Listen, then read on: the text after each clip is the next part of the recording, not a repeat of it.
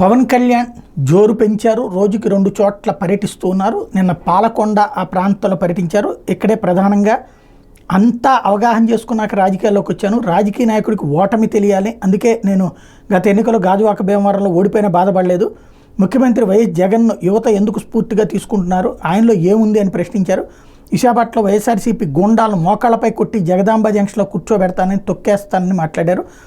అదే సందర్భంలో ఎవరైతే ముఖ్యమంత్రినైనా సరే ఇక్కడ సాక్షి రాసుకొచ్చింది ఏంటంటే ఇందులో తనకు తిక్కరేగితే ముఖ్యమంత్రి అమ్మ మొగుడు కూడా గుర్తుకు రాడంటూ అభ్యంతరకర వ్యాఖ్యలు చేశారు అని చెప్పుకొచ్చింది. అది నిజమా కాదా అన్నటువంటిది అయితే మనం చూడలేదు.